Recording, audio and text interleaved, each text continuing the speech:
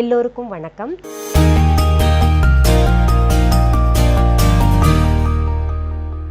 இன்னைக்கு இந்த பதிவில் நம்ம வியூவர்ஸ் ரொம்ப நாளாக ஜவ்வாது பயன்கள் கேட்டுக்கிட்டு இருக்காங்க.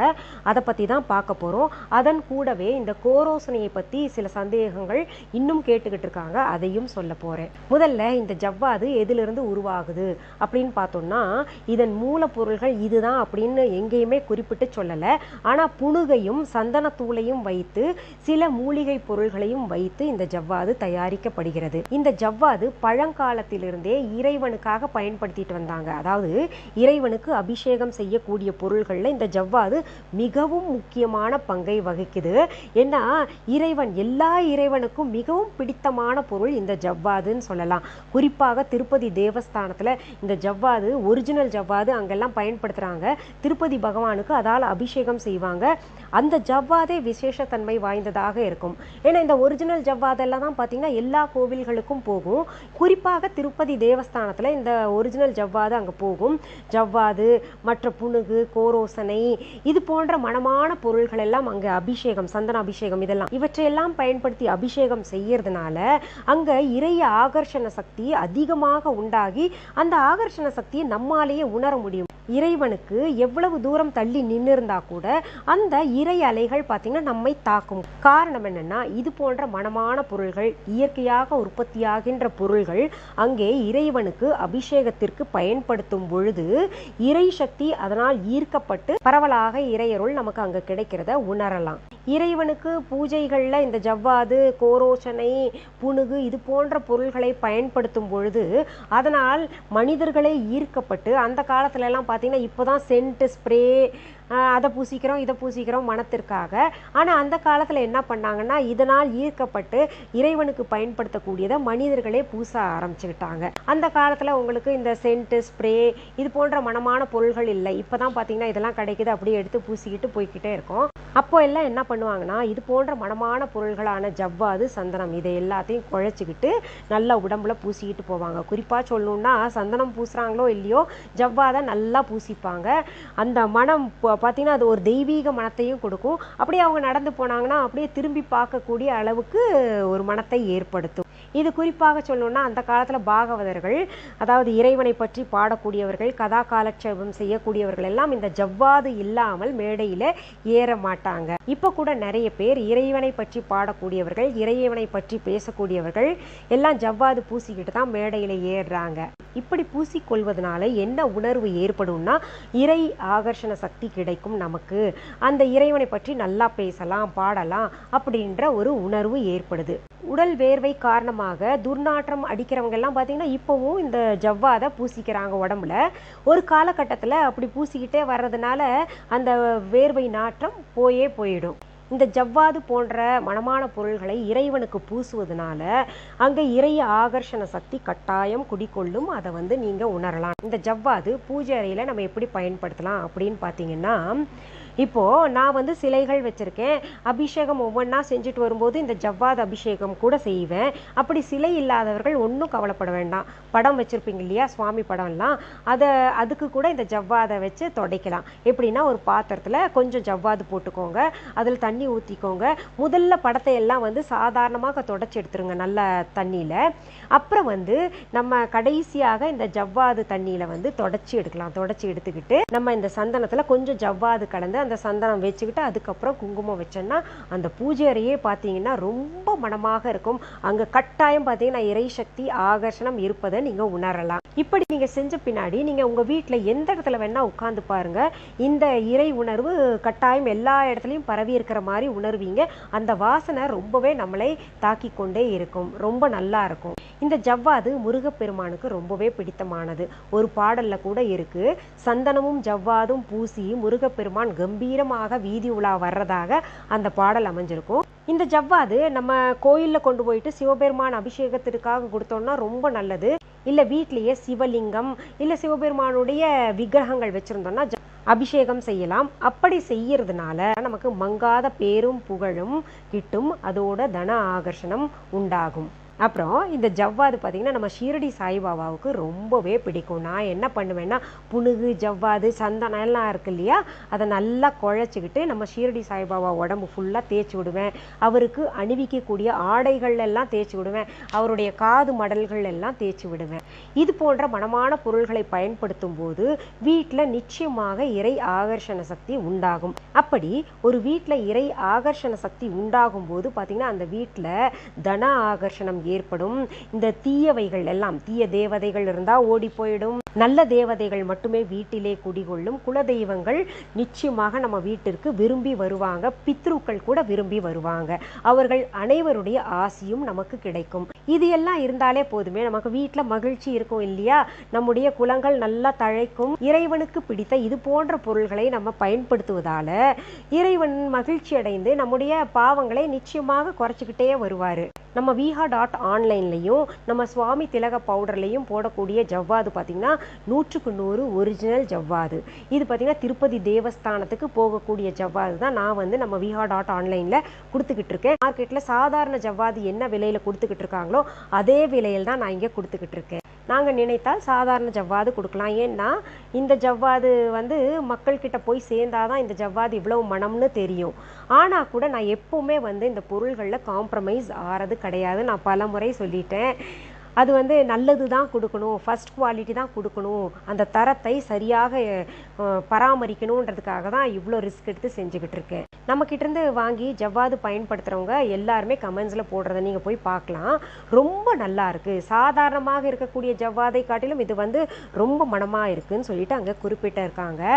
இப்போ அடுத்தது நான் கோரோஜனையை பற்றி சொல்ல போகிறேன். இந்த கோரோஜனை பற்றி நான் ஏற்கனவே பதிவு போட்டிருந்தா கூட நிறைய பேருக்கு சந்தேகங்கள் இருக்கின்ற காரணத்தினால மீண்டும் இதில் சுருக்கமாக நான் சொல்கிறேன்.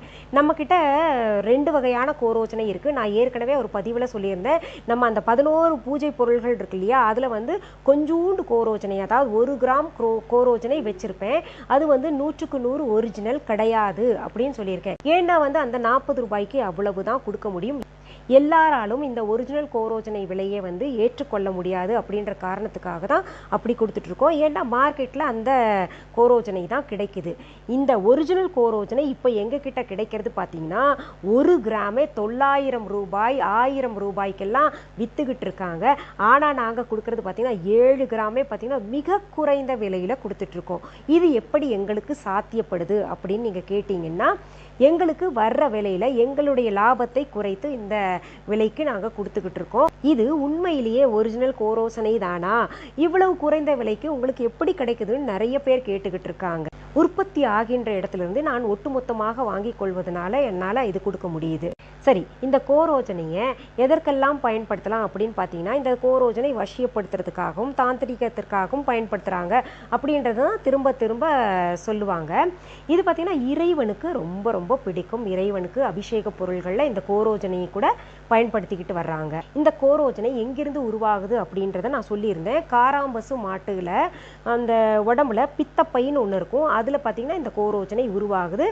அது நம்ம அந்த உயிரை கொன்று அந்த கோரோஜனை யாரும் எடுக்க மாட்டாங்க.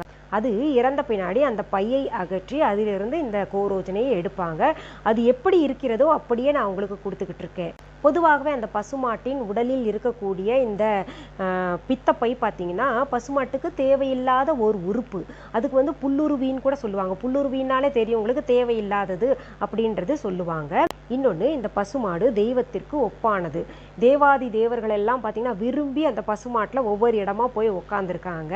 அதனால அந்த பசுமாட்டிலிருந்து எது உற்பத்தி ஆனாலும் அது பார்த்தீங்கன்னா தெய்வ கடாட்சம் உள்ளது, தெய்வீகத்திற்கு உரியது, தெய்வங்களுக்கெல்லாம் மிகவும் பிடித்தது அப்படின்ற ஒரு நியதி இருக்கு.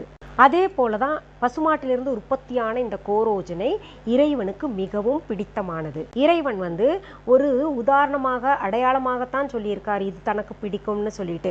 ஏன்னா அதை மனிதர்கள் பயன்படுத்த வேண்டும் அப்படின்ற காரணத்தினால்தான் இறைவனுக்கு பிடிக்கும் அப்படின்னு சொல்லிட்டு நிறைய பொருள்களை சொல்லியிருக்காங்க. இப்போ இந்த கோரோஜனை பார்த்தீங்கன்னா மருத்துவத்தில் மிகவும் முக்கிய பங்கு வகிக்குது. அது நான் ஏற்கனவே ஒரு பதிவில் சொல்லியிருக்கேன். குழந்தைகள் அழுகலைன்னா அந்த காலத்தில் என்ன பண்ணுவாங்கன்னா இந்த கோரோச்சனியை தாய்ப்பால்ல கலந்து குழந்தைக்கு கொடுப்பாங்க. குழந்தை வந்து நல்லா அப்பதான் வீச் வீச்சுன்னு கத்தும், அந்த குரல் வந்து நல்லா பெருசாகும் அப்படின்றதுக்காக அப்படி கொடுத்துக்கிட்டு வந்திருக்காங்க. அதை தவிர கோரோச்சனியை இந்த மாதவிடாய் நேரங்கள்ல தேய்ச்சு கொஞ்சம் வந்து தேன்ல கலந்து நம்ம சாப்பிட்டோம்னா அந்த மாதவிடாய் நேரங்கள்ல ஏற்படக்கூடிய வலிகள் எல்லாம் இல்லாமல் போகும். நம்ம எலும்பு பலவீனம் இல்லைன்னா இந்த கோரோச்சனியை கூட பயன்படுத்திக்கிட்டு வரலாம். இப்பேற்பட்ட மருத்துவ குணங்களும் நல்ல குணங்களும் கொண்ட கோரோச்சனியை சித்தர்கள் வந்து அந்த காலத்துல நிறைய பயன்படுத்தி இருக்காங்க. மருத்துவ ரீதியாகவும் பயன்படுத்தியிருக்காங்க, ஆன்மீக ரீதியாகவும் பயன்படுத்தியிருக்காங்க. சித்தர்கள் வந்து இந்த கோரோச்சனியை திலகமாக இட்டுக்கொள்வதனால நிறைய விஷயங்கள் நல்லது நடக்கும். இப்ப பாத்தீங்கன்னா ஒரு வேலைக்கு போறாங்கன்னா கோரோச்சனியை வச்சுட்டு போறதுனால அந்த வேலை உறுதி செய்யப்படும். இல்ல கோர்ட் கேஸ்ன்னு போகும்பொழுது இந்த கோரோச்சனை திலகம் இட்டுட்டு போனா அந்த கோர்ட் கேஸ்ல ஜெயம் உண்டாகும். இல்ல ஏதோ ஒரு நமக்கு வெற்றி கிடைக்கணும் அப்படின்னா இந்த கோரோச்சனை திலகத்தை இட்டுக்கிட்டு போனோம்னா நிச்சயமாக போன காரியம் வெற்றி ஆகும், ஜெயம் உண்டாகும்னு சொல்லியிருக்காங்க. அதனால அந்த கோரோச்சனையை எப்படி பயன்படுத்தணும்னு கூட சொல்லியிருக்காங்க. சித்தர் பாடல்கள்லயே அது சொல்லப்பட்டு இருக்கு. தேனாம் வெள்ளி ஞாயிறதில் திங்கள் வியாழன் நெய்யாகும், பானாம் செவ்வாய் புதனுக்கு பகரமுடன் பாலாகும், ஆனாலாவின் புல்லுருவி அதிலே குழைத்து திலர்தமிட வானோர் எல்லாம் வசமாவர் மண்ணில் சர்வ வசியம் இதே. வெள்ளி மற்றும் ஞாயிற்றுக்கிழமைகளில் இந்த கோரோச்சனியை தேனுடன் கலந்து திலகமாக வைக்கணும். திங்கள் மற்றும் வியாழக்கிழமைகளில் இந்த கோரோச்சனியை நெய் கூட கலந்து திலகம் வைக்கணும். செவ்வாய் மற்றும் புதன் கிழமைகளில் இந்த கோரோச்சனியை பால் கலந்து நம்ம நெற்றியில் திலகம் இட்டுட்டு வந்தோம்னா நமக்கு எல்லாமே வசப்படும். அதாவது நமக்கு பிரச்சனைகள் தரக்கூடியவர்கள், நமக்கு எதிரிகளாக இருக்கக்கூடியவர்கள் இப்படி திலகமிட்டு போனோம்னா அவங்க எல்லாம் பார்த்தீங்கன்னா நம்ம கிட்ட வம்பு பண்ணாம அவங்க பாட்டுக்கு ஒதுங்கி போயிடுவாங்க. நம்ம நினைத்த காரியம் எல்லாமே ஜெயமாகும் சொல்லிட்டு நம்ம சித்தர்கள் சொல்லியிருக்காங்க. இதுல பார்த்தீங்கன்னா சனிக்கிழமை விடுபட்டிருக்கு. சனிக்கிழமைக்காக சித்தர்கள் எதுவுமே சொல்லலை, அதனால நானும் உங்ககிட்ட ஒண்ணுமே சொல்லலை. ஆனா நிறைய பேர் இந்த சனிக்கிழமையில எங்களுக்கு இன்டர்வியூ வந்ததுன்னா இல்ல வேற ஏதாவது வெற்றி கிடைக்கணும் நாங்க வெளியில கிளம்புறோம்னா இந்த கோரோச்சனியை எப்படி வச்சுட்டு போகணும், என்ன கலந்து வச்சுக்கிட்டு போகணும் அப்படின்னு கேட்டிருக்காங்க. என்ன கேட்டா இந்த பால், நெய், தேன் இது மூணையும் அந்த கோரோச்சனை கூட கலந்து அதை திலகமாக வச்சுக்கிட்டு போகலாம். ஏன்னா சித்தர் பாடல்கள் அது சொல்லப்படலை, சித்தர்களும் அது சொல்லலை. ஆனா கூட நம்ம பயன்படுத்தணும்னா இப்படி கூட நம்ம பயன்படுத்திக்கலாம், அதுல தவறு எதுவும் கிடையாது. இங்க நம்ம திலகம் வைக்கிறதுனால என்ன வைக்கிறோமோ அதன் வாசனை பார்த்தீங்கன்னா இந்த நாசி வழியாக உள்ள போகும், நம்முடைய 7 சக்கரங்களையும் நல்லா இயக்கும். இந்த கோரோச்சனை போன்ற இயற்கையான வீரியம் மிக்க பொருளை பயன்படுத்தி திலகம் இடுவதனால சாதாரண திலகத்தை காட்டிலும் பன்மடங்கு நன்மைகள் நமக்கு ஏற்படும். ஏன்னா நமக்கு இந்த கோரோச்சனை திலகம் இடுறதுனால மனம் அமைதி பெறும்னு நம்ம சித்தர்கள் சொல்லியிருக்காங்க. பொதுவாகவே நம் மனம் அமைதி பெறும் பொழுது நம்முடைய செய்கைகள் எல்லாம் சிறப்பானவையாகவே இருக்கும், நல்லபடியாக செயல்படுவோம். அப்படி சிறப்பாக செயல்படக்கூடிய நம்முடைய செயல்கள் பார்த்தீங்கன்னா ஒரு வெற்றி பாதைக்கு கொண்டு போய் வைக்கும். அதனால தான் இப்படியெல்லாம் சொல்லப்பட்டு இருக்கு. இதுல ஒரு சிலர் என்ன கேட்டிருக்காங்கன்னா நாங்க வேறு மதத்தை சேர்ந்தவர்கள், இந்த கோரோச்சனை திலகம் நாங்க நெற்றியில வைக்க முடியாது, வேற ஏதாவது ஆப்ஷன் இருக்கா அப்படின்னு கேட்டிருக்காங்க. இந்த கோரோச்சனை திலகத்தை நெற்றியில் இட்டுக்கொள்ள முடியாதவர்கள் நம்முடைய தொப்புள் இருக்கு இல்லையா அதுல வைக்கலாம், இல்லைன்னா நெஞ்சில வைக்கலாம். ஏன்னா இந்த சக்கரத்திற்கு நிகராக சொல்லப்பட்டது பார்த்தீங்கன்னா இந்த தொப்புள்ள இருக்கக்கூடிய சக்கரம் சொல்லப்பட்டிருக்கு, அதனால அங்க கூட வைக்கலாம். சரி, இன்னைக்கு இந்த பதிவுல நம்ம கோரோச்சனை பத்தியும் ஜவ்வாது பத்தியும் பார்த்தோம் இல்லையா.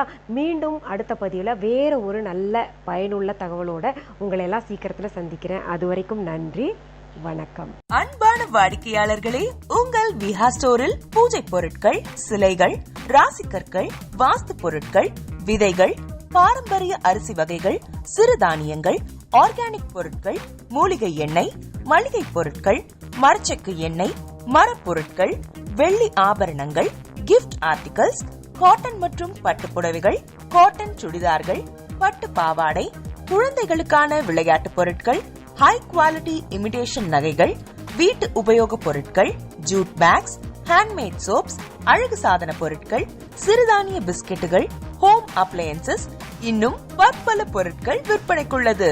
விஹா ப்ராடக்ட்களை நீங்கள் வாங்க விரும்பினால் அது எங்களுடைய viha.online வெப்சைட் மற்றும் சென்னை ராஜா அண்ணாமலைபுரத்தில் உள்ள எங்கள் விஹா ஸ்டோரில் மட்டுமே கிடைக்கும் என்பதை தெரிவித்துக் கொள்கிறோம். வேறு எந்த ஆன்லைன் வெப்சைட்களிலும் விஹா ப்ராடக்ட்கள் விற்பனைக்கு கிடையாது என்பதை நீங்கள் கவனத்தில் கொள்ள வேண்டும். எங்கள் விஹா ஸ்டோரின் விலாசத்தை கண்டறிய கூகுள் மேப்ஸில் விஹா ஸ்டோர் என்று டைப் செய்தால் வழியை கண்டறியலாம். www.viha.online வெப்சைட்டிலும் விஹா ஸ்டோரின் அட்ரஸ் உள்ளது.